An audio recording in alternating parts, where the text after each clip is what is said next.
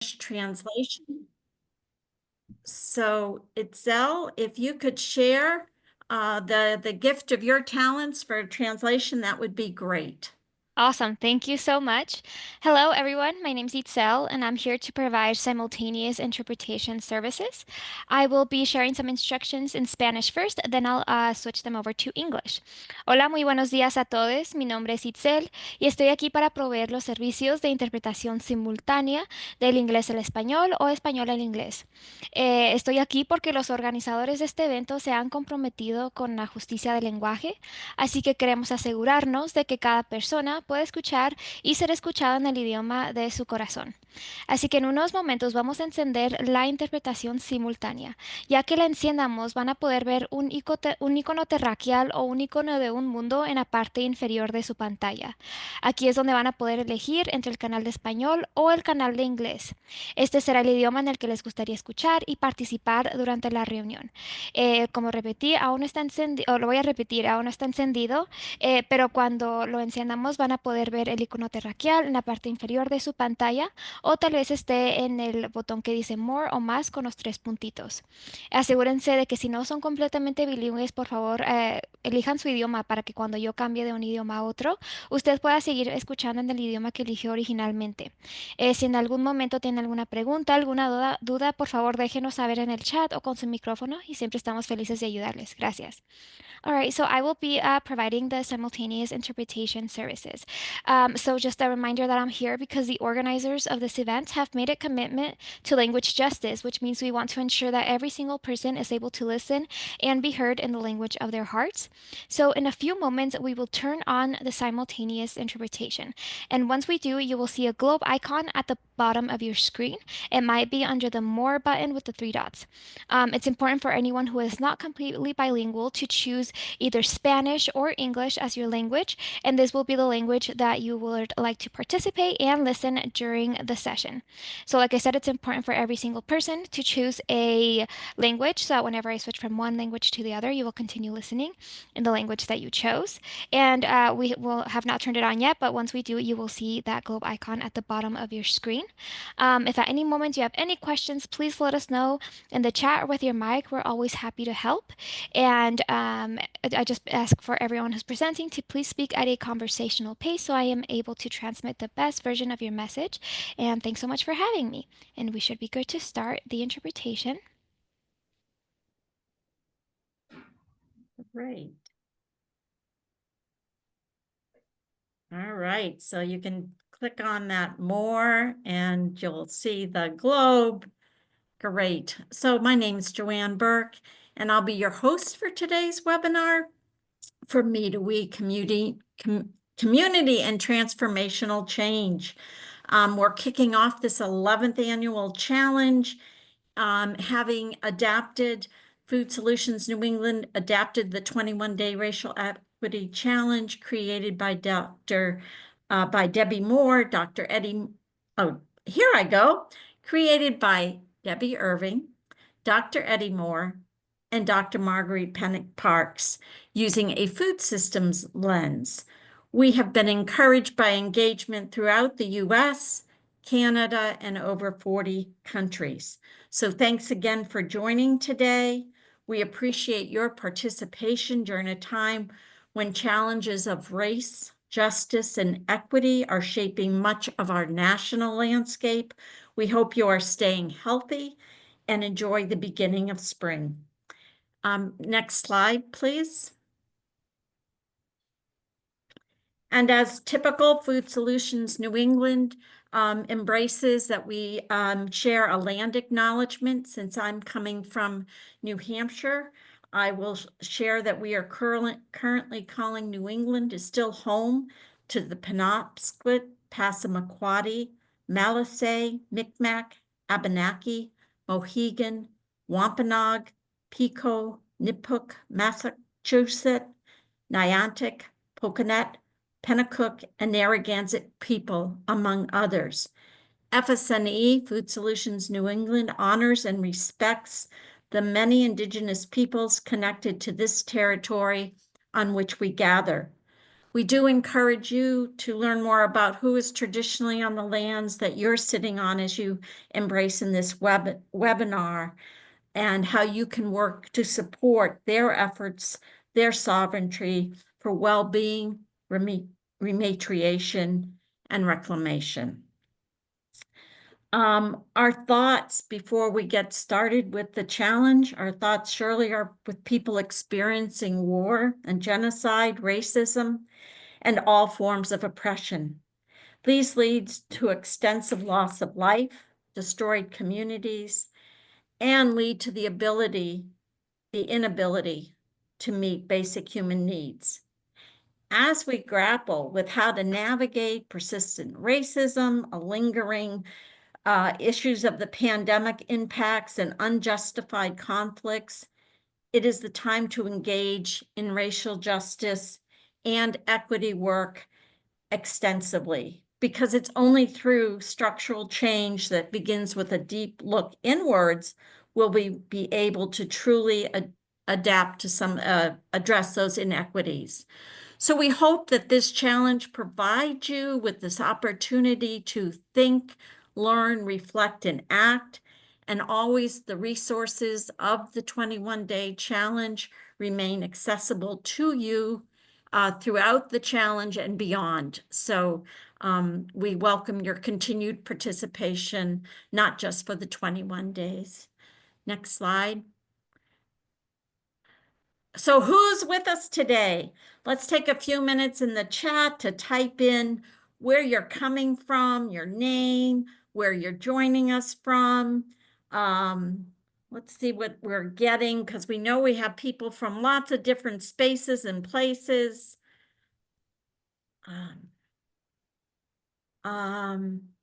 Let's see who's coming into the chat. The Cornell Small Program. Thanks for joining us, Kara.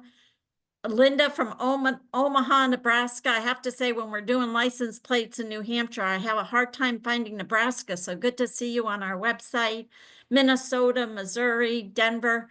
So I'm not going to name all in the interest of time, but welcome, welcome. And please continue to insert that in the chat so we get a better handle of the many different places you're coming from. So now it's time to introduce our host. And Karen Spiller, I'd like you to take a few minutes and introduce yourself, and then Alex will introduce. Thanks, Karen. Oh, thank you, Joanne. I'm joining you from Detroit, Michigan today. I'm Principal Cass Consulting and based in Boston. And my work is focused on racial equity and intersectionality. And I walk with local and state and regional, international, and national organizations and people committed to creating equity, racial equity in all spaces. I've been part of FSNE from its beginning, more than 13 years, and served in different roles. I have been the ambassador for the work, bringing it into Massachusetts and across all our New England states. I serve as Thomas Haas Professor of Sustainable Food Systems at the University of New Hampshire. And I have the honor, humbly, to be able to be part of this challenge team, humbly co-serving with Curtis Ogden of International Institute for Social Change, and working together with many of our FSNE team on this, able to lift up a non-negotiable commitment to food justice and equity in all things. So I'm thrilled, absolutely thrilled to be here with you, and that you've chosen to join us to delve a little bit deeper into the challenge today. Thank you, Karen. Alex, if you can introduce yourself. Hi, everyone. My name is Alex Lockwood-Lamoth. I am calling in from Keene, New Hampshire today. This is my third year of the challenge. I currently focus on food sourcing and reporting at the Community Kitchen, which is the emergency food agency, food justice agency for southwestern New Hampshire. We provide over 400,000 meals to our region annually.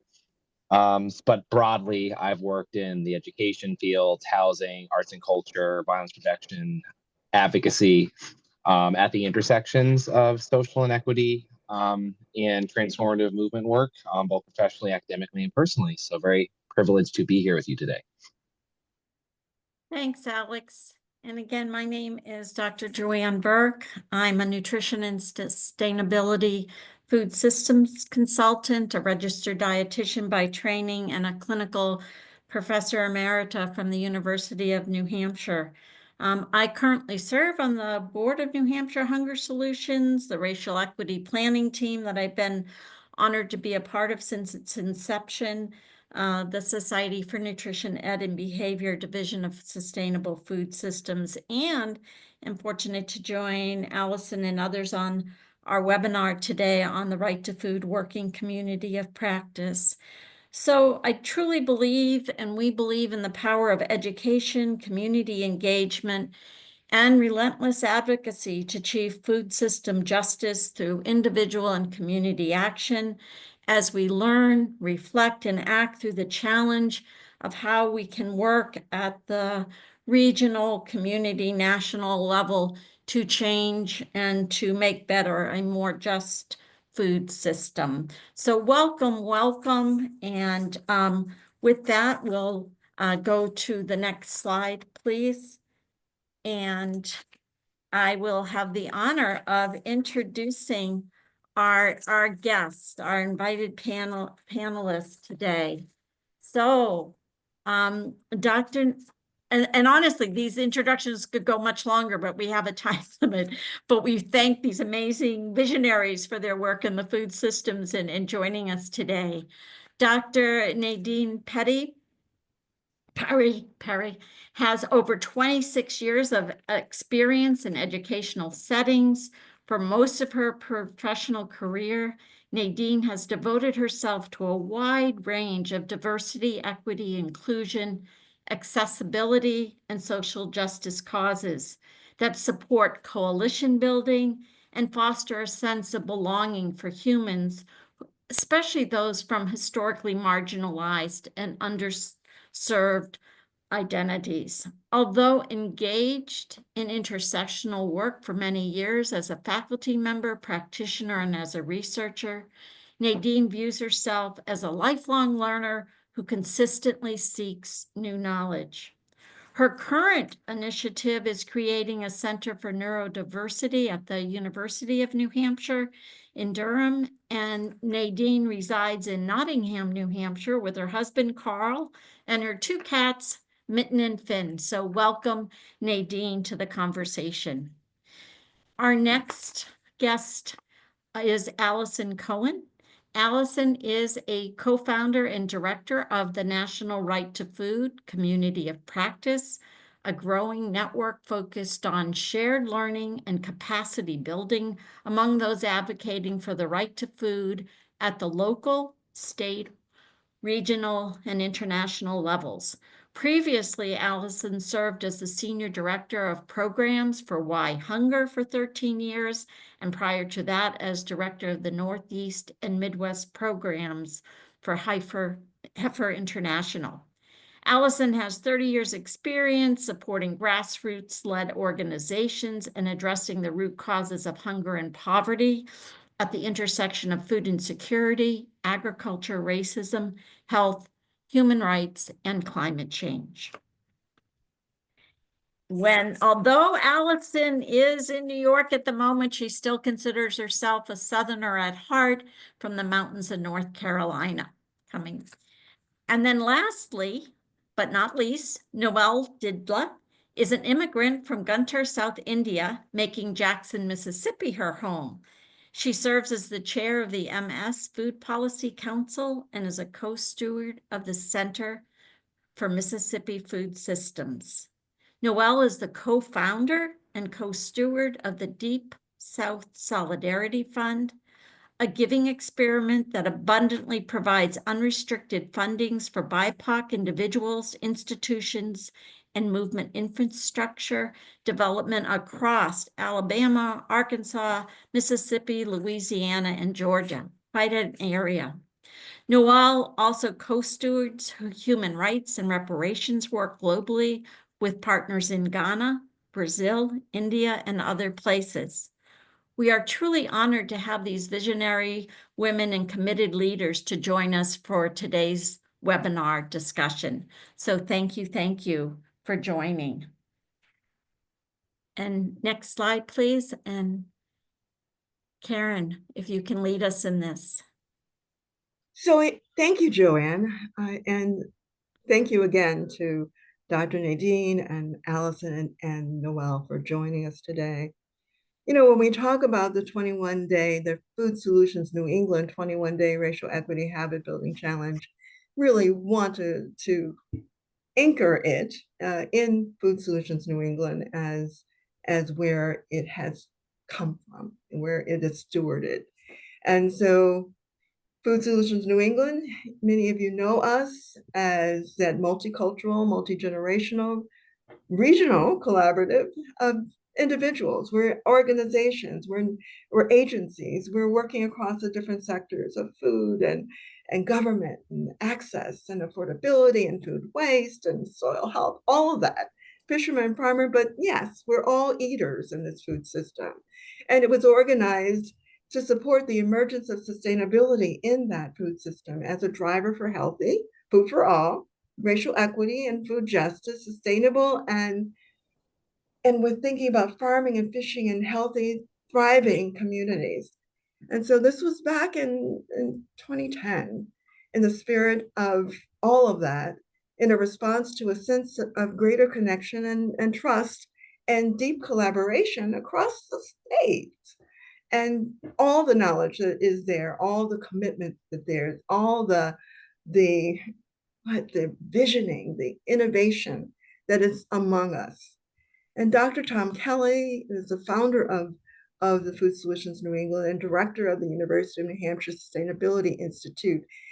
I pulled us together, initiated a planning process to convene this sustainable food system movement and the advocates across the region. And anchoring us, we thought and wanted to have some way of us taking a look at the food system and where we are and what the components of it are. And that's the New England Food Vision, which was really challenging us to think about a food system that would feed and service all, 50% of it from our region by 2060. Thinking about that's harvested from the waters, grown on the land, processed, entrepreneured, all of that. And thinking about how we can do that. It was always aspirational because we have different ways of contributing and really making that an open space for all who are working in service of and in a community of the food system, that they could contribute and see themselves in that. Now you see this pathway to a vision. It's one of my favorite pieces because it just gives you a sense of how it moves. It moves from democratic empowerment, where that's mobilization of our people, our organizations, our networks, and towards aligned to that vision. And we're all working you see, we're moving towards that vision. And in that, we recognize that there's a new food story, the narrative that really is lifting up and sharing the truth of the stories, the lived experience, the all of us, and as we're moving to feeding the all of us. And the economy, sustainable economy, is being vibrant for those who are fishing and farming, as well as those who are producing it into other ways that we bring it into our bodies. Is really recognizing the both and of that. It's us who eat and thus those who provide.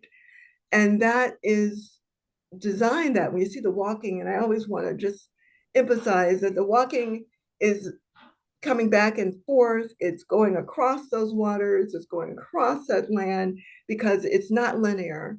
It's moving in different places, different times, different places.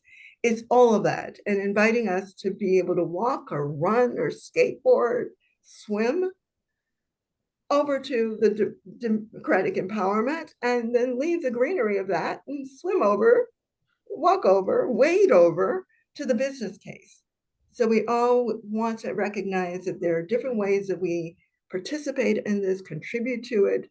We're all welcome to bring that in, because in that, it's vibrant, it's alive, it is, again, feeding and serving us all. And so we're thinking about this. FSNE was always thinking about how can we do this in a way that lifts up, co-creating it collaboratively, crafting it, using all the available resources and creating more with a solutionary way of approaching as we grow and as we move and create durable, sustainable change. So that's our pathway into the vision that's been an anchor for Food Solutions New England. Thank you, Karen.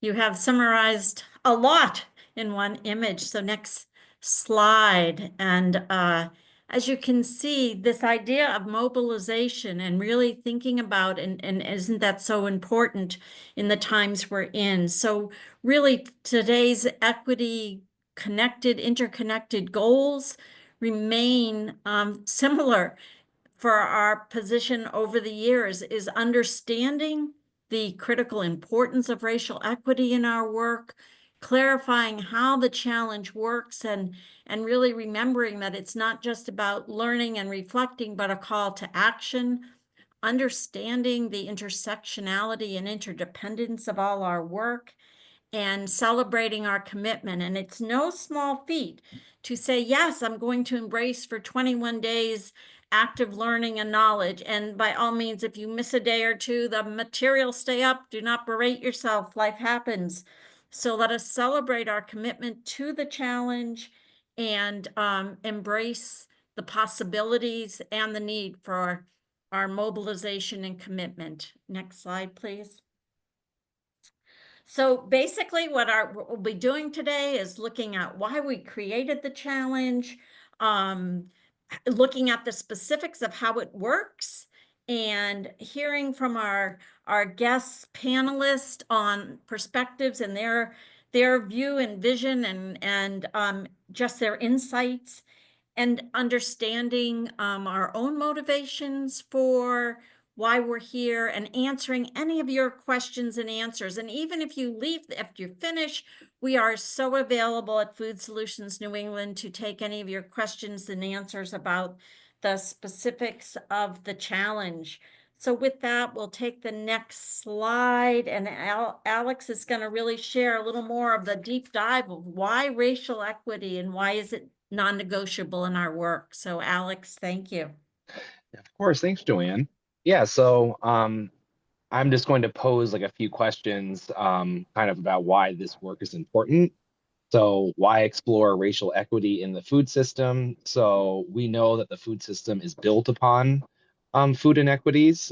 We also know that accordingly intersects with just about every other issue that we can think of: immigration, civil rights, the environment, and the list goes on. So therefore, the transformation of our food system also presents us with multiple opportunities for changing the course of our shared history. So the past couple years have really continued to lay bare the stark realities of inequities in our country specifically, from the murder of George Floyd, Breonna Taylor, Sandra Bland, and countless Black Americans, to sustained violence against the Asian American and Pacific Islander community, violent and sustained Islamophobia, anti-Semitism, and the continued health disparities and the staggering rates of food insecurity felt most extensively and disproportionately by Black, Indigenous, and people of color. The list unfortunately goes on and on. And that's why we are launching our 11th annual Racial Equity Challenge. And we're asking ourselves to consider what it means to move from me to we in our pursuit of racial justice, how this concept applies from advocacy to education and to everything else in between.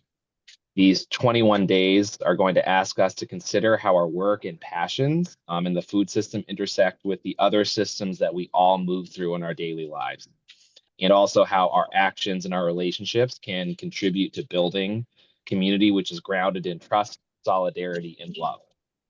And so we know that when Racial equity is central to transformational food system commitments. We move from thinking to actualizing greater food justice, to creating an equitable world where everyone, regardless of race or ethnicity, has dignified access to what they need to thrive and live healthy, quality lives, and that they are granted the sovereignty and the power to make decisions that are best for themselves and for their community. But given that the history of our food system is defined by policies, practices, values, and beliefs that have benefited some and excluded, marginalized, disenfranchised, and demoralized many others, there is a lot of work to do. But by embracing commitments to structural food system transformation and in turn, intersectional societal change, by working with intention, and by building deep, authentic relationships, by moving from me to we all have an opportunity in our own slice of life to disrupt existing frameworks and create conditions for a food system which promotes population and planetary health for all people. So why the challenge? Among our FSNE network, we wanted to dig deeper to build skills and will around undoing racism and inequities and practicing intersectional change. We found Dr. Eddie Moore, Dr. Marguerite Pennick Parks, and Debbie Irving and their work, and we are so grateful for how it has influenced this challenge. And then why 21 days? Historically, it has been proposed that to change any habit or behavior, one must commit to 21 days. Though there is no magic number in 21, it is a focused and manageable way to formally commit to exploring our habits of thinking and acting moving forward. And why now? We can't ignore that the pervasive inequities exist, and while the issues are certainly daunting, we all have a role to play in upending them and creating a just and equitable future. The 21-day racial equity challenge is one step towards that work. And I look forward to taking it together, or we should look forward to taking it together. Now, more than ever, our approach needs to recognize and honor the intersectional oppression that Black and Brown people face, and to take action that fosters an interdependent, community-based approach to building a more equitable and sustainable society and world. Thanks, Alex. Well said, and the challenge is there. Next slide, please. Oh, no, there isn't a next slide. Sorry. Well, you can leave it there, but in the moment, we do have the poll. If Shane, if you don't mind putting up poll number 1. And now that most of the people are in the room, we ask you to answer the following questions in terms of the region of the country you're coming from. There's 4 quick questions. Where you live, your primary area of work and activism, how many times you've been participating in the challenge, and whether or not you're participating as an individual or as a group. So if this can be opened, that will be great. And maybe Shane, you can let me know how those answers are coming in. Let's see.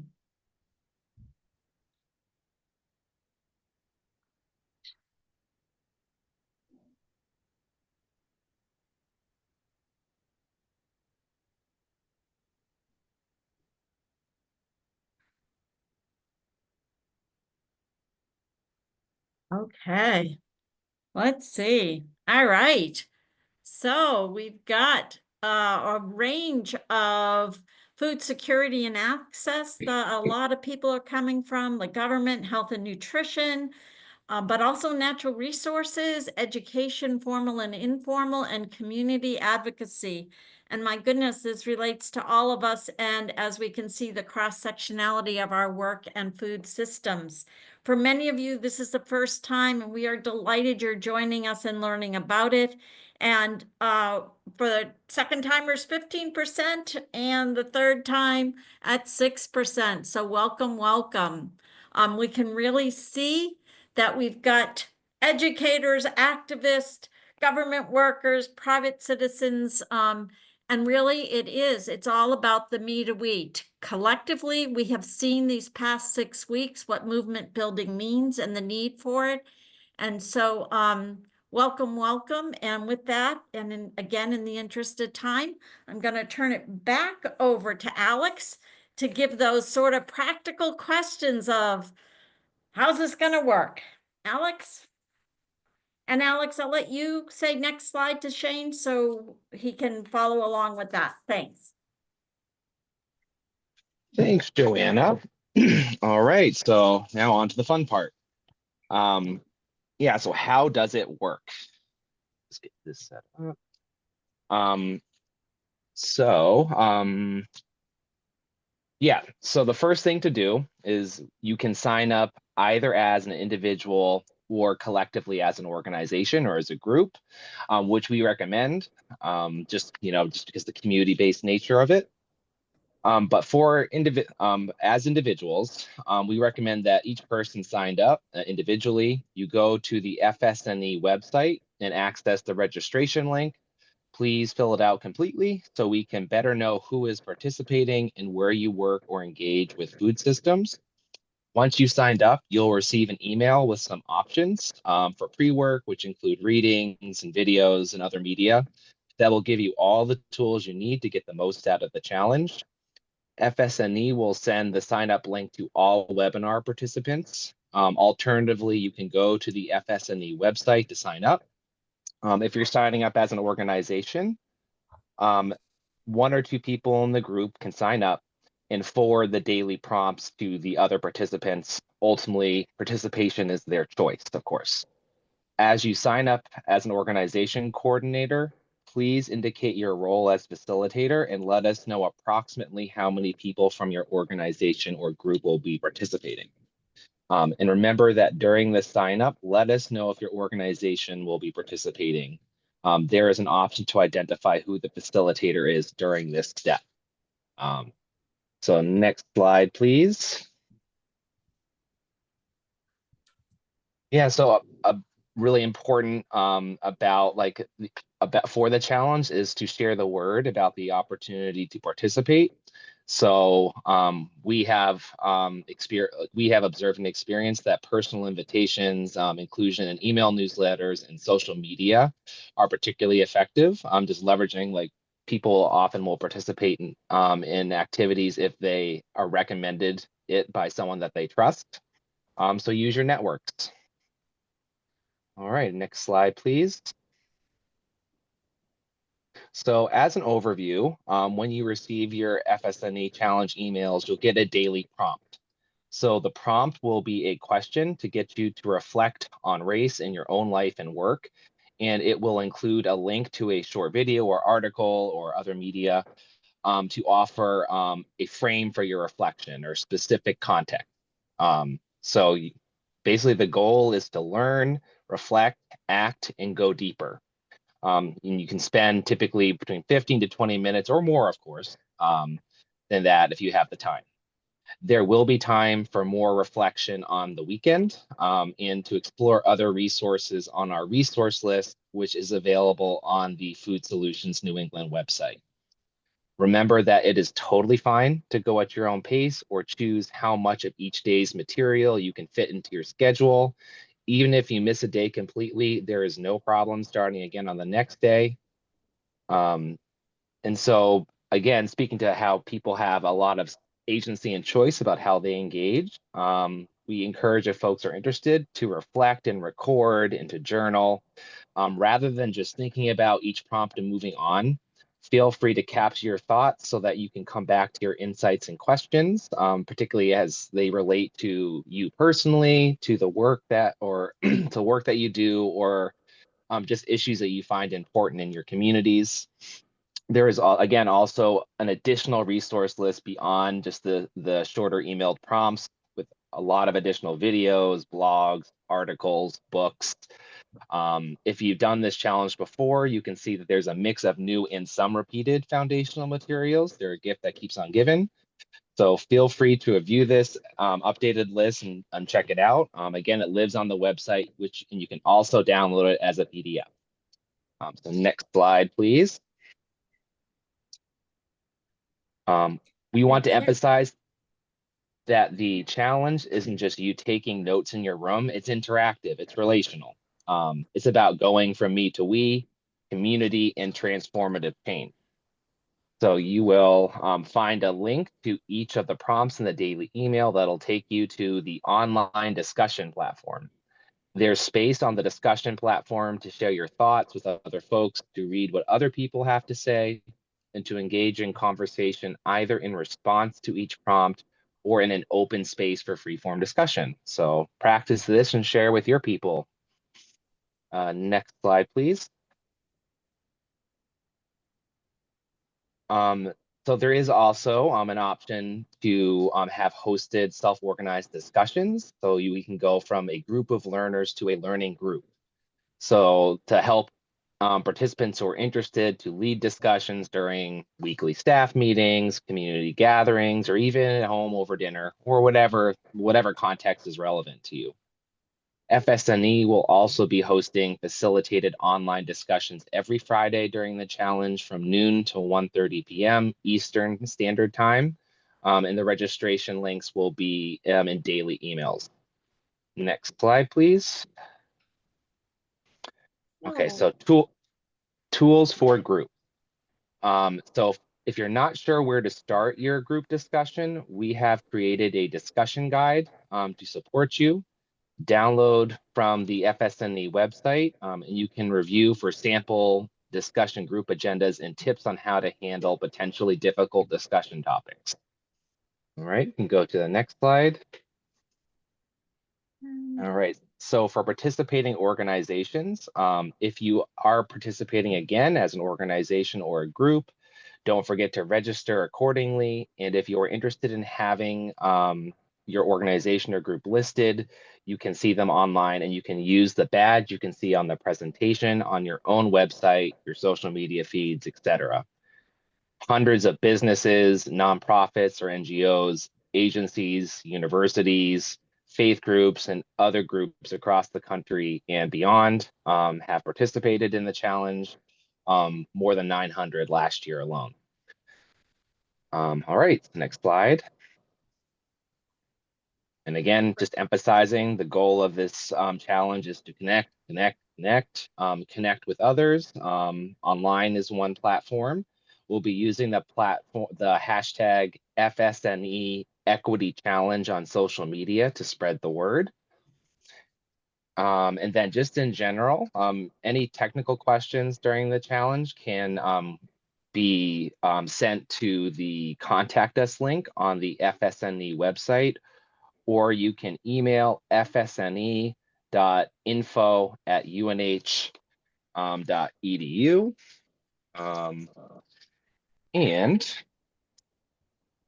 in full transparency, I had to jump to a new location and I left my script at my old location. I think I'm almost done, but You're good. yeah, That's great. yeah. Excellent, excellent. All right. I guess the next slide then. Thank you, Alex. This is, and Karen, I know you've done a lot on the discussion guide. Did you want to add any more insight for how that discussion guide's been used? I would just encourage people, as Alec was saying, bring people together that to have the conversations, that whether it's weekly or every other day, just continue the conversation of what you're learning, what's being presented, what is affirming for you, what gives you pause, what's really coming in as you're participating is, and it's not so much participating as you are in it, you're immersed in it while you're participating in that way. And the guide is a tool. It gives you tips on how to create community agreements. It gives you how to gather, how to lead. It is a discussion guide.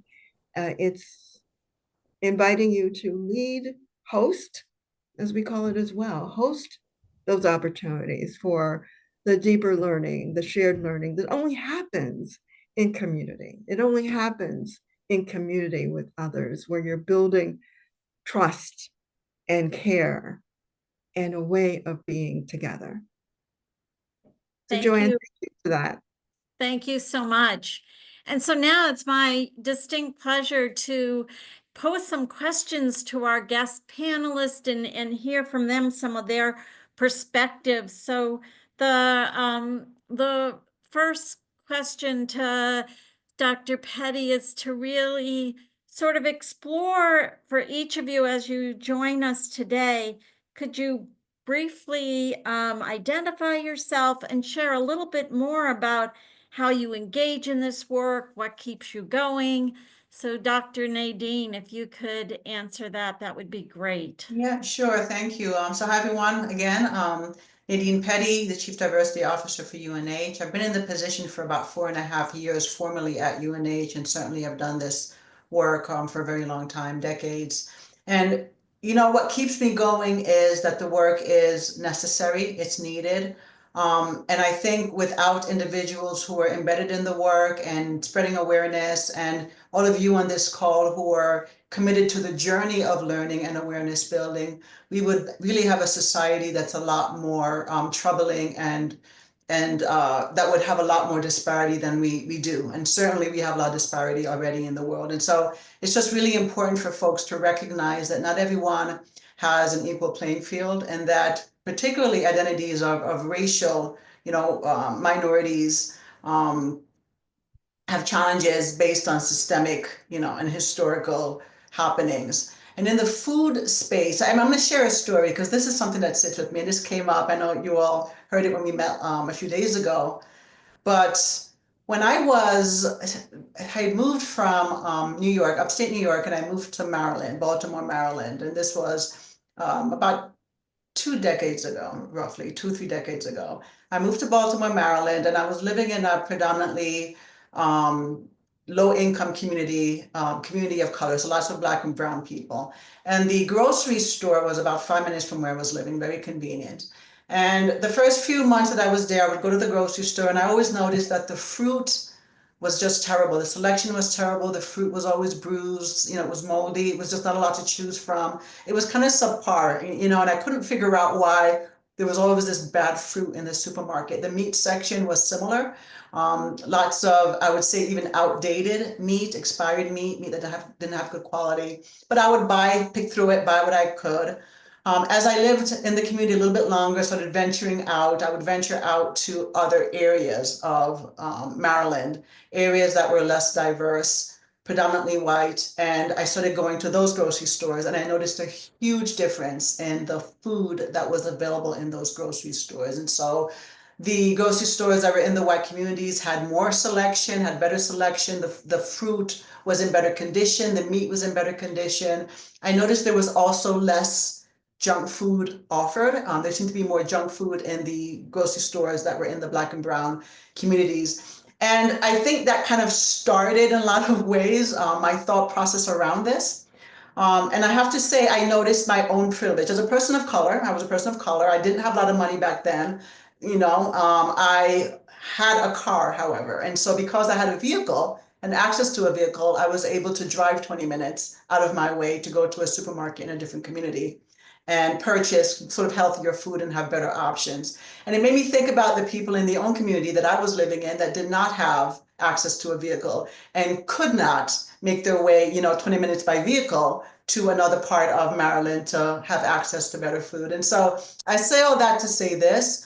That might have been a few decades ago. It still exists now. I can still go into communities that are predominantly people of color and see the same kind of disparities with the choices and options that are there. And so this work is really, really important because it's important to be able to come together. The me to we portion of this, it's not just about single individuals. And what we see oftentimes is if we don't identify as a person of color, we don't identify as a person who might be low income or a person who might be more impacted by systemic barriers, sometimes it's really easy to say, well, that's not my problem, right? It's not something, you can ignore it, you can overlook it, you cannot be aware of it. But the economic disparities that are created, the health disparities that are created to not having access to really healthy food, there is a ripple effect and it affects us all. And so in a lot of ways, we really are in this together. And so it's very, very important for all of us to take this seriously and to learn as much as we can and to do what we can in our own respective roles to address it. Well said, Nadine. We're so much better together, and also recognizing that and addressing, not just looking the other way, as you say. So Allison, if you could also share, briefly introduce yourself and about how you're engaging in this work, that would be great. Thanks. Sure. Thank you. And thank you so much for having me. And Nadine, you're a hard act to follow. So here goes. Allison Cohen, and I am currently I'm one of the co-founders and currently the director of the National Right to Food Community of Practice. And I was working with an organization called Why Hunger back in 2016 when we did, as a staff, the 21-day racial equity challenge. And that, and I think this is one of the things that gives me a lot of inspiration and has kept me on this road. We participated in this racial equity challenge. We committed a month to a month of daily conversations that were structured and by this group here.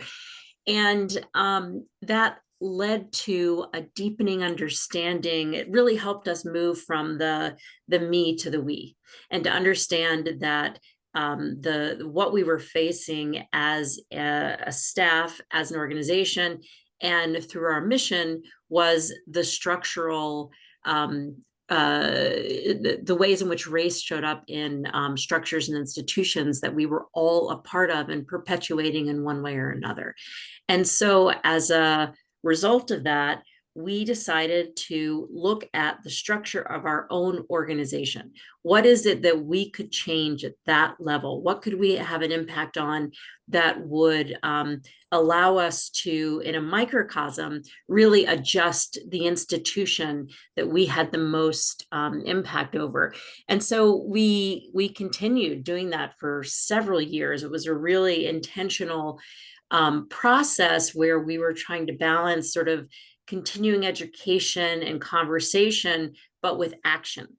And this kind of gets to the idea of praxis, the idea that you reflect, you act, reflect again, you act again, reflect. And we really committed to that process for a number of years.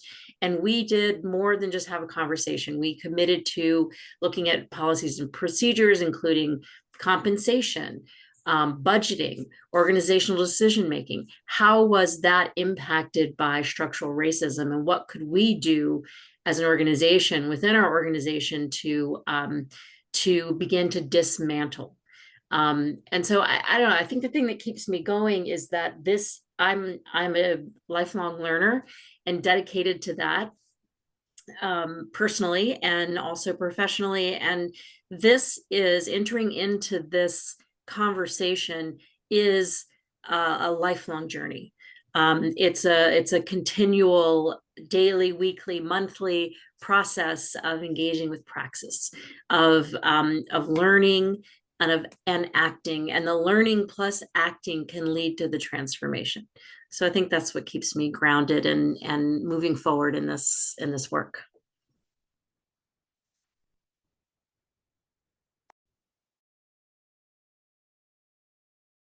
Listen, thank you. I mean, you really have spoken to how those ripples create waves, create movement, and the continuous commitment we have to continue to do better and for transformational change. And Noelle, again, thank you for coming and also sharing a little bit about yourself and how you engage in this work, what keeps you going. Thank you, Noelle. Thanks, Joanne. Thank you, Karen, for this invitation. Also thinking about Curtis and my relationship as a person engaged in this work from Mississippi to the Northeast. So thank you, Food Solutions in New England also. Hi, everyone. My name is Noelle Didla. She, her pronouns. I am in Jackson, Mississippi. I'm an immigrant. I call Jackson, Mississippi home. It's the land of the Choctaw, Chickasaw, Natchez, and many other people. To me, today I'm bringing with me my other co-stewards in this work, Liz, Asia, and Alex, and also I'm bringing the entire food systems ecosystem that we are co-stewarding. as I share our stories and bear witness to, I just want to name that I'm bringing across generations, across race groups, across cultures and classes, everybody who has informed and who has contributed to making me be who I am and be here today. And I want to thank Nadine and Allison, who shared with such clarity about why this matters. So I'm a person of color and I'm from a caste community in India that has basically placed us in an economic immobile space in the hierarchy, which meant that my people were in the same profession without mobility, without access to education or healthcare for hundreds of years. And so when I think about my own economic mobility and what that unlocked for me, I remember what kind of foods my grandparents, great grandparents used to eat, and the food stories and how they continue to inform my journey of understanding and taking food as a way to create an understanding of my own relationship to myself, and also how food is a social tool that my family and I continue to engage in to build family, to build community, and to build culture and relationships. So that's just a little bit of context around why food continues to be such a, I would say food has so much power, right? And so thinking about food from the perspective of personal dignity, and then understanding what that then means when we think about how we can build power through food. And that's been very important for me because I know what food access or lacking access has done to my great grandparents, what kind of indignities they had to go through. And coming to Mississippi, working at a historically Black college, university, and seeing what kind of access people have institutionally and individually, and how infrastructure continues, the power over infrastructure, the power over institutions continues to block access. That has been such a learning, and it continues to inform my own analysis of power that started from understanding power in India through the lens of caste, and now understanding power through the lens of race, class, gender, geographical region, culture, and faith, right? So it has been a beautiful journey to be in Mississippi, to look at what kind of resistances have taken shape to disrupt patterns of violence that shaped people's access to food, right? So I'm thinking about the Indian removal that happened and how the Choctaw decided, some of the Choctaw decided to just stay while others were forced to move to Oklahoma, and how that resistance has created this loss of access to their own culture and foodways. And then thinking about people who were kidnapped and brought to these lands and enslaved to work to build plantation economies and wealth of white settler colonies, and how that has resulted in how Black people lost access to their culture and to their foodways. And those of us who came in as immigrants create as willful immigrants, and those that continue to come in as immigrants that are forced by climate conditions, political conditions that are, that are created by the first world nations, right? So how do we think about that? And then in Mississippi, to us, the lessons are from looking at each other, from building relationships to each other, and from looking back to inform the work now and to imagine the future that we deserve to build for ourselves. That has been, that's what keeps me. Like the ability and the power of relationships across generations, genders, races, and classes, so that we are politically educating ourselves about the past.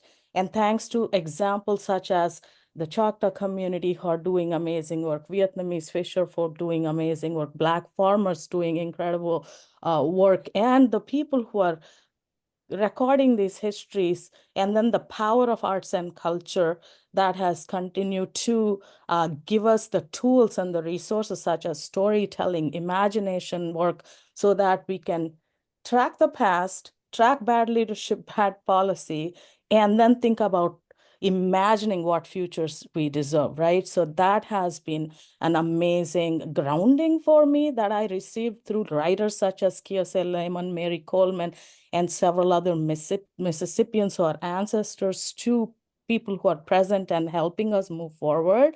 So yeah, that keeps me going. Yes, and indeed, I mean, you have so eloquently spoken to the need of acknowledging histories, embracing what we learn from them, but also the need for engaged action and commitment for meaningful change. And so, though sometimes history is often buried and retold in different ways, we know, but the importance of us coming together, honoring that, and moving forward. And to that, Allison, I know you've been doing a lot as well. What are some of the results? Like you mentioned some of the Why Hunger initiatives, but also when you look at this community of practice with addressing, what are some of the results? What are your experiences thus far as we look towards food system transformation? Yep. So, wow, there's a lot I could say. So I'm gonna cut me off if I start going down a tributary, which sometimes I'm known to do. Yeah. So I came into the work that I'm doing now, which is really focused on a rights-based framing to ending hunger and transforming the food system. That really grew out of a deeper understanding of civil and political rights, which we technically have in this country. We've embraced that international covenant. I mean, what's happening now, you could say that that's being quickly dismantled. And I think it is important that we acknowledge that in the context of this work, that this perhaps is more important than ever right now, as the federal government is very quickly trying to erase this work that we're engaged in now as a part of this 21-day challenge. But we have civil and political rights technically in this country. We do not have social rights. And social rights include economic rights. They include the right to food. They include the right to a fair wage. They include the right to choose food that's appropriate for your culture. There are many, many rights that we do not have. And so the work of the community of practice really grew out of understanding the strong connection between racial injustice and food injustice, lack of access to food, food not being affordable, food not being accessible, land not being accessible for growing food, people not being able to choose food, the prevalence of charity as the predominant solution to hunger. All of these things really galvanized this community of practice, the folks that founded this, to really think about how does a rights-based framing allow us to more vociferously and directly connect issues of race, hunger, and livelihoods for small farmers. So one of the things that we've done very specifically is that we've been participating in international policymaking spaces that govern human rights, and we've been showing up and writing and speaking directly to the Human Rights Council, the UN Human Rights Council, about how the right to food is being violated through, or how civic and political rights are being violated as we see it through the incredible disparities of food access that occur across both race and gender lines. And so we've been able to make some of those arguments, and it has come back to the US in very strongly worded documents from the UN saying, if you want to uphold your commitment to civil rights, then you must ensure that Black farmers, that Black people get access to the land to grow food, the land that was taken from them, that you recognize Indigenous rights, that you sign CEDAW, the rights of women, that all of these things are part and parcel. You cannot talk about human rights without it being a really holistic framing and understanding. So I'm going to stop there, but that's one of the ways in which we're beginning to, where we've, I think, been able to take our learning over the last couple of decades, understanding the root causes of the racial disparities around food and farming in this country into action, which we hope will bring transformation. Oh, it's going to. And as you say, leveraging those other organizations, our international partners, when our own country, finding those other co-allies and other organizations and entities that are demanding that food rights are human rights. And Nadine, I saw you nodding a lot on, I know you have that commitment to the economic justice and the community justice. So if you can also just, some of the thoughts you were thinking as we've been sitting here on what, next steps, what do you see? How do we move forward? Yeah, that's just a small question, Nadine. Just give us the answer, please. Easiest question in the world, magic wand, boom, we're Yes, done. yeah. How do we move forward? So, Joanne, that's an excellent question. So, what I was thinking as Allison was talking, also as Noelle was talking, and certainly I was nodding my head, is I was really just thinking about the historical and systemic concerns, right? I was just thinking about our past and how that's informed our present. How we move forward is, in order to have a different future, we really have to address the past. And there's a lot of political pressure right now. There's a lot of social pressure right now to try to erase the past, to pretend it didn't happen, to provide misinformation about the past. And that, I think, is not only is it dangerous, it's going to be extremely challenging for anyone who is trying to do the work of equity, of fixing disparity, because in order to do the work, you have to recognize that there's value in the work and that there's a reason for the work. And in order to recognize there's value and a reason, you have to also recognize where we are presently and why we've ended up where we've ended up. And so I was just thinking about what feels like in some ways a massive undertaking, but is certainly not necessarily one, because we eat the elephant one piece at a time. And I see the 21-day equity challenge as just that, right? It's an opportunity to eat a piece of that elephant and position us to build awareness for all of us as individuals on this call, to learn what we don't know, and to then also engage in a call to action, right? Because it's not just going to be enough to go through this. The question is going to be what now? And I think it's that what now that is the next step, right? Each of us doing the what now and doing our part in our own space of the world, wherever we are. Excellent. Thank you. Thank you. To our other two, Allison or Noelle, anything else to add before we open it up a little more to if there's any questions of our participants to our guest speakers? Anything else you want to add? Noelle, you're off mute, so what would you like to? Yeah, one thing I've learned is Chokwantar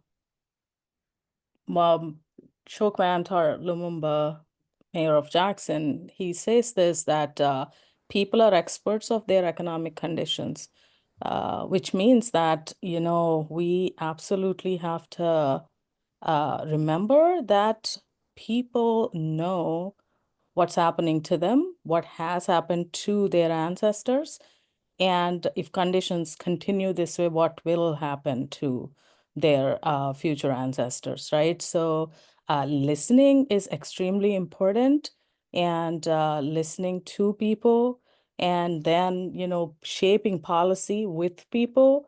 An example of that is how Allison does the work through Right to Food. is bringing groups together to respond to policy and shape policy. So, and allowing people to testify, there's a lot of ways in which we can come together as communities to build our power through coalitions and build our power through access to ways in which we can engage, right? So I'm thinking about that. It's also what we learned in Mississippi, the way that people, Fannie Lou Hamer and others responded to the lack of access and bad policy by organizing themselves as freedom farm cooperatives. And also the doctors during the civil rights movement using the power of who they were and their positionality to write food prescriptions to address childhood hunger, right? And how Head Start programs were created in the Delta of Mississippi, thanks to Miss Elsie Dorsey and others. So just, looking at what we have access to and how we study history and carry that with us as we do the work of today to inform the work of tomorrow. I think that's extremely important, and seeing each other as worthy of investments and investing in ourselves now, investing in building and strengthening and transforming our institutions, and also imagining the infrastructure that we do not have access to, but believing that we deserve it and dreaming about it in detail to build it out together, right? So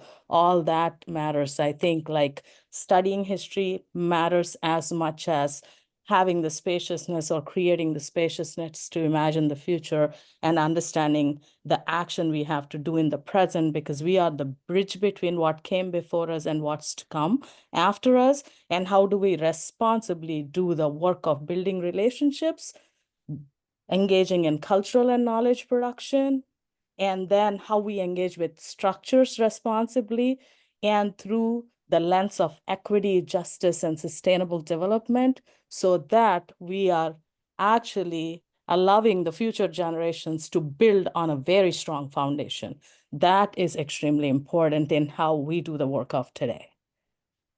Absolutely. And as you so well said, building the bridges and building the relationships that are needed to carry forth this work. And hopefully, as we look around and see people from our communities on this call and what the challenge does by building community, we take advantage of that. And Allison, anything else before we open it up to our participants for questions directly?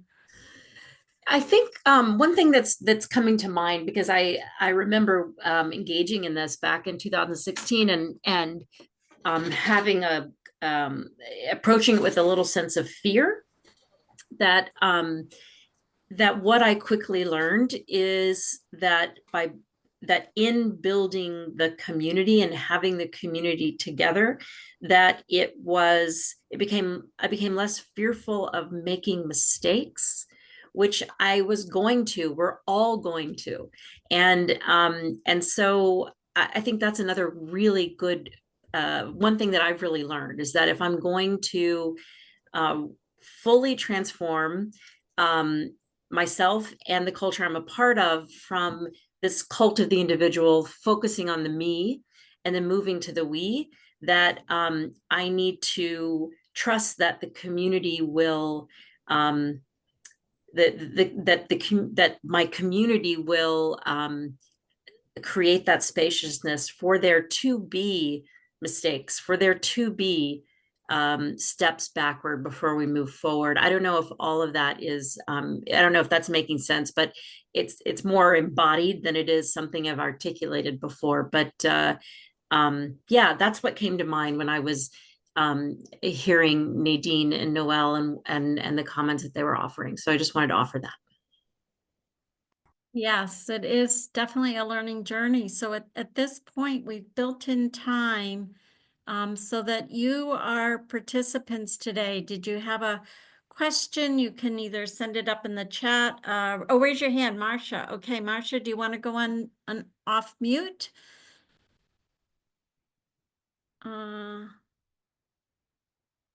Or you can send it up in the chat. I just see a hand up, I think, from our, oh, no, I guess it was mine. Sorry, Marcia.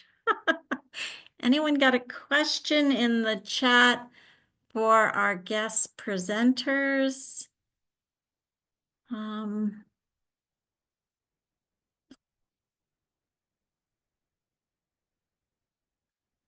Yes. All right. So with that saying, it's a little bit quiet, but we've taken a lot in. I guess I would say the real goal as we look at this challenge is to build that skill and will, safe spaces for us to have those challenging discussions, to offer each other grace as we learn together, grow together, work together.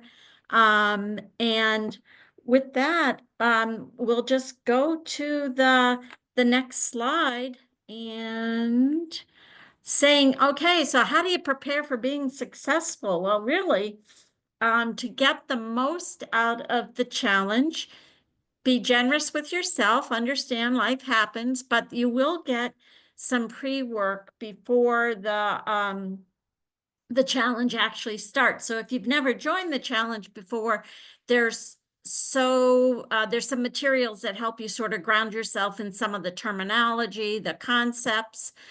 So that's sort of an opportunity to just get ready for the challenge, but no worries. If you don't get to it, I'm sure you will. There's also in that pre-work a glossary of terms so that, sometimes when we're speaking, if I'm saying one thing and you're saying another, what does this term mean or that term mean? So that is there.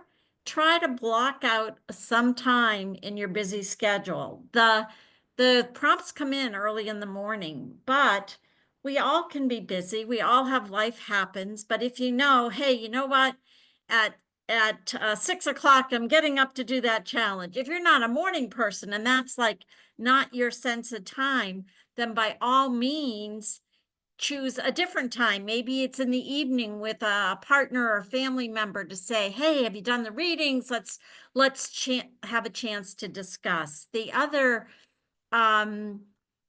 discussion guide is there to give you ideas of how to make the challenge work the best for you.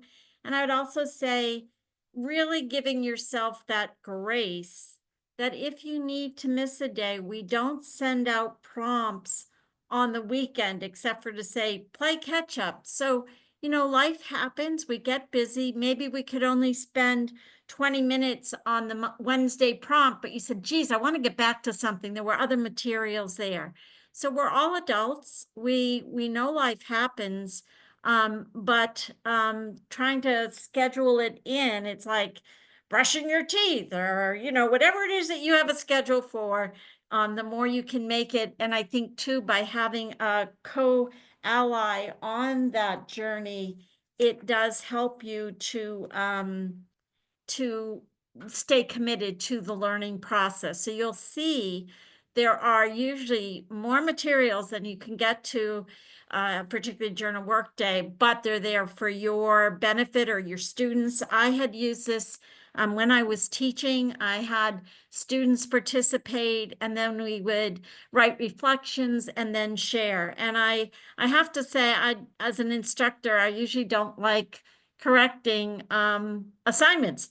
But man, the reflections were just so moving. And for many students, I'm in a state that is predominantly white in New Hampshire. And some of their reflections were eye-opening and also good to see them thinking about things in ways they hadn't thought of before. So embrace the possibilities and working with family and friends. So next slide. How about, are there any questions operationally, like, even though we've tried to address many of them, any questions that you still have about how the challenge works?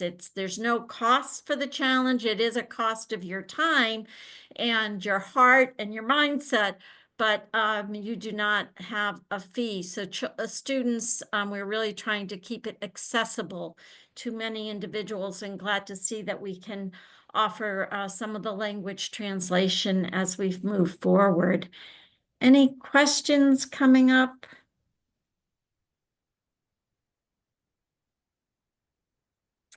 All right, I'm not seeing any. Joanne. Karen, yep. There's a question from Marcia.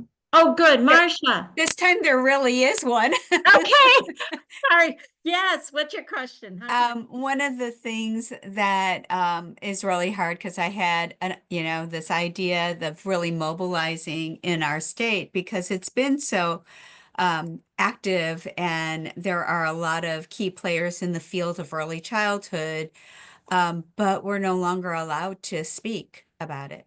So and I don't work for a state government any agency anymore, but I do work for a not-for-profit and our funding is federal. And so there are some challenges with that when you even want to raise the question or so being able, and I don't like to try to hide what I'm doing. So I'm going to be looking at the materials in a way that I can be able to distribute them or share or engage people without having them be fearful that they'll lose their contracts. Do you have any suggestions for that? I'll defer to other people offering ideas, but one thing to do is perhaps if they have their own personal email and they want to do it off hours, just to say, hey, I'm doing this and I didn't know if any of you want to join with me. So I know a lot of people that are afraid of the work thing, which is really a free speech thing, but we know what times we're living in. But in terms of momentum building and in terms of staying connected, doing that and asking them to invite others, like, if you're interested in this, let me know. And you could surely do the initial right after work hours and then get what you need. I don't know, but many of us have more than one email. So that might be one way. It is sobering, and we've heard people saying that, and I think of it as also as a woman's issue. I mean, many of the issues here, it's women, it's equity, it's race. It's if people don't think DEI isn't impacting all of us, it is. But I know what you're saying in terms I think, I mean, all of us who have been working together feel like you can tell us to stop saying the words, but you can't tell us how to feel and not stop the work. But, being able to make sure, because we will be watched really carefully, to make sure that we're mindful and respectful, but also keeping our hearts into the work because all of us work with children and families.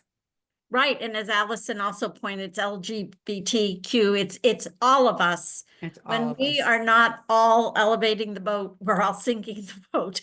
So yes. So Thank you all. hopefully that helps. Anyone else from our team want to add strategies? Noelle. Thanks for that question, Marcia. I wanted to say two things. One, I think this is the time to also think about how we practice belonging because a lot of communities are feeling so fearful. They're scrubbing their websites of the language of the DEI, right? And so, I mean, and also while doing that, they're also fearing othering from folk like us. And I'm thinking about what kind of once that gap appears, it'll be hard to kind of, come across the gaps relationally. So how do we make space for honest conversations that can happen relationally uh, with people who are engaging in the scrubbing?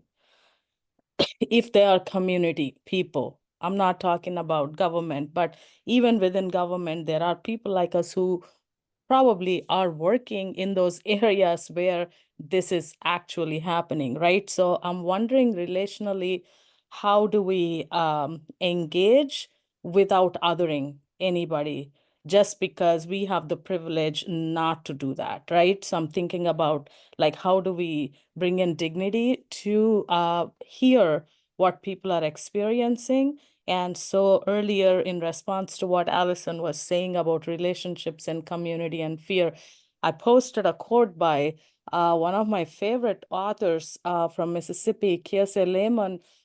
Somebody asked him what kind of policy action does Black kids deserve in America? And he said Black kids deserved good love, healthy choices, and second chances. So that's been kind of like a framework I embraced, because it speaks to how we build community with one another. We all can define what good love looks like, because we all know how we want to be loved, right? So just ensuring what love looks like in practice and policy and processes we create. And then what does giving each other second chances look like when there is a federal government that is hell-bent on being so punitive for all the wrong reasons, right? So how do we build a practice of giving each other second choices, and what kind of healthy choices we can continue to make and we can enable each other to make, so that we are a community of learning, a community of practice, a community that cares and shares, right? So how do we build that? And I think these are the questions that I would offer as a gift for all of us to think about, because each of our communities are very different, and we know what our communities look like, what kind of cultural relationships that exist, and what kind of threads. This is Karen Spiller's word. How do we pull on the threads that exist? How do we build the weave the network? How do we continue to grow as people? And how do we always center dignity? And when we think about dignity, we are actually doing the work of the hearts, right? So yeah, that's my offering. How do we engage in belonging? How do we continue to strengthen belonging? I would Thanks. add just one extra thing, and thank you for that, Noelle. So you're talking about the work of the heart, which is so very rooted in what we're talking about today, which is rooted in equity and all of that. I would add a piece that is the work of the head.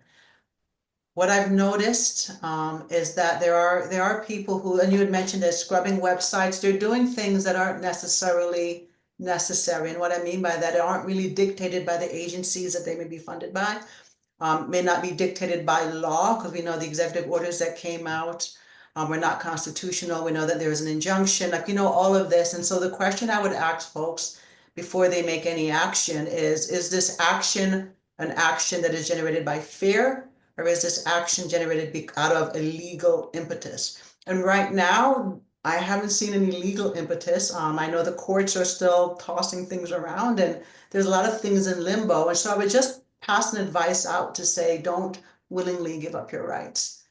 You have the right to free expression. The anti-DEI scrubbing, that's, viewpoint discrimination, which is illegal. It's not constitutional. So you have the right to continue to have your websites and the diversity, equity, and inclusion statements. I know that the grant space is a little bit more challenging. I get that. And I know that the early childhood space is a little bit more challenging than higher ed, because we have some freedoms that wouldn't be there. But just think carefully about what's motivating certain actions, and why agencies are dictating certain things, and just see if there is a legal loophole, because there's just a lot going on right now that's not legal. So that would just be my Sometimes, statement. though, even in higher ed, I had a faculty cohort that I was funding I was part of a state agency, and it was to build the pool of diversity in early childhood faculty, which doesn't exist. And I had so many pushback from higher education institutions saying we cannot have anything that does that honors protected classes. And this was before all of this happened. So we have a lot of pushback, even though we're in a blue state. There's a lot of challenges. But thank you. Yeah, and I would say to that, I'm going to have to add to that, yes, you're absolutely correct. But even that pushback is not necessarily grounded in law, right? You can't be exclusionary.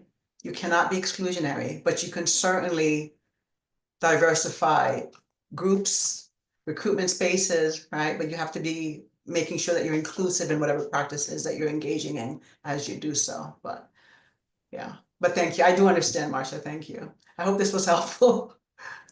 Thank you. Thank you.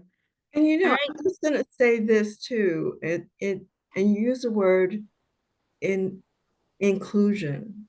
So sometimes not using the word diversify. You're not diversifying, you're opening making the room wide, the circle wide, so that everyone has an opportunity. Everyone has a space. Everyone is welcomed into that. And if we speak about it in terms of that, we want all children to learn. We want all of our students to feel their presence and their power in that moment. So even when we look at the challenge, we're talking about addressing nutrition equity. Nutrition equity is for everyone, right? It's for everyone. And as Noelle and Dr. Nadine are talking, it's about making sure everyone is seen, everyone is able, everyone is held close in whatever decisions we're making. It's not this way or it's this way. And I know, Martha, it's not easy. It's not easy because not everyone is sharing the same value, right? And the commitment. But I think we're also learning what language to bring in. And you really want to find ways to touch their hearts, as Noelle said, and get to their minds, the heart, the mind, and then the hands is where our action comes. And so just understand we're all in this movement every single day, moving into becoming something different. And as Noelle said, honoring that, we are changing, we are growing, and growing together is what we want to go from the me to the we, growing together to create a more just and loving space. So I'm going to pause. Great. And just giving a heads up that we're going to do a poll shortly. And we wish we could continue this conversation. And if you check the chat, the suggestion from Johanna to use a human-centered approach. So lots of good ideas sharing, and we can really feel the weight and opportunity of working together and being principled as we struggle with each other, for each other, and lifting up this issue and bringing it forward. So if we can do the next slide, it's a real quick slide about the exit poll. Are you planning to do the challenge? And then if you're participating in the challenge as a group, how many people would that be? So if you could just answer those two questions quickly, that would be great. And with that, we'll see how the challenge, just as we're bumping up to the end of our time here together, please feel free to reach out to us. We very much appreciate you participating. Sign up for the challenge. If you have questions or concerns, we're available. Most people are doing the poll as a challenge, and if they're in groups, it looks like it will be 2 to 3 people. So that sounds great. You might find a friend to go through with this with. The recordings will be on the website next week of this. And again, thank you so much for joining us. Thank you for our guest presenters and thought leaders. And I will put up the next slide. Thank you all for coming. We appreciate you learning about the challenge and hopefully participating and taking the next step. And with that, our contact information is available, and we will say, have a good rest of your day and onward, better together. Thank you so much.